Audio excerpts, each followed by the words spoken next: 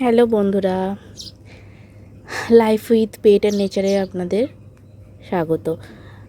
আমি আমি 7টা ফুল গাছ এনেছিলাম।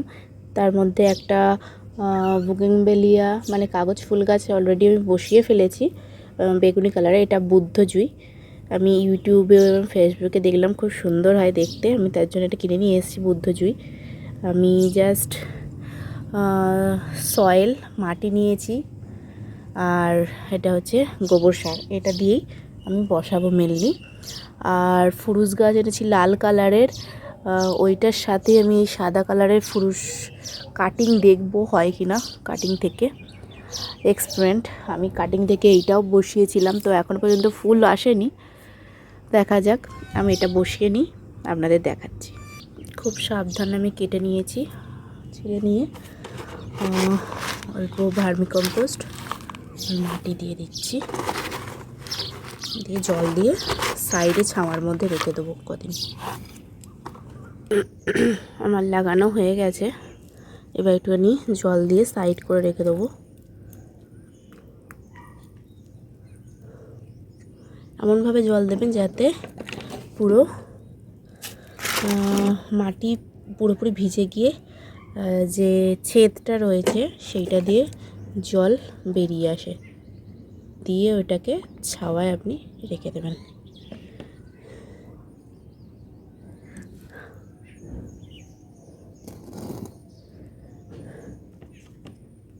এই দেখুন পুরো জল বেরিয়ে আসছে, এটাকে আমি ছাওয়ায় রেখে দেবো। হচ্ছে লাল ফুরুস, এটার সাথে সাথে এর কাটিংগুলোও লাগিয়ে দেবো। সাদা ফুরুসের দেখবো হয় কি না কাটিং থেকে। অলরেডি আমি মাটি আর একটুখানি গোবর সার দিয়েছি, আবার গোবর সার দিচ্ছি, অল্প অল্প করে দেবো। এবার লাগাই। দেখুন দুদিকে আমি বসিয়ে দিয়েছি, একদম পাতা সব ছেটে ফেলে দিয়েছি। এই দেখুন সব পাতা ফেলে দিয়েছি আমি, আর ওপরে কয়েকটা পাতা রেখে দিয়েছি। আর এটাকে আমি একদম ছাওয়াতে রাখবো, যেহেতু কাটিংটাও রয়েছে। আর গ্রো ব্যাগ থেকে অবশ্যই বার করার সময় আপনারা দেখবেন যাতে শিকড় টিকড় না ভেঙে যায়। সাধারণত ভালো হেলদি গাছ হলে শিকড় ভাঙলেও কোনো অসুবিধা নেই, তাহলেও একটু তো ক্ষতি হয়। আর আমি নার্সারি থেকে আনার পর মোটামুটি 3 দিন মতন রেখে দিয়েছিলাম, কারণ একটা নতুন পরিবেশ থেকে এসে নতুন একটা পরিবেশে অ্যাডজাস্ট করতে সবারই সময় লাগে, সেরকম গাছেদেরও সময় লাগে।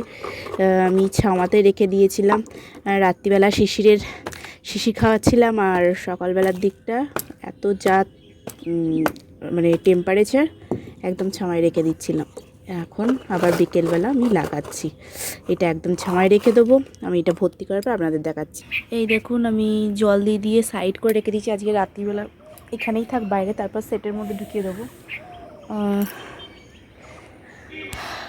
তো ইজিলি শুকনো মাটি বলে ফট করে খুলে গেল। আচ্ছা প্লিজ বন্ধুরা আমার চ্যানেলটাকে প্লিজ সাবস্ক্রাইব করবেন এবং ভালো লাগলে লাইক করবেন। অলরেডি আমার এখন দুখানা বসানো হয়ে গেছে। আগে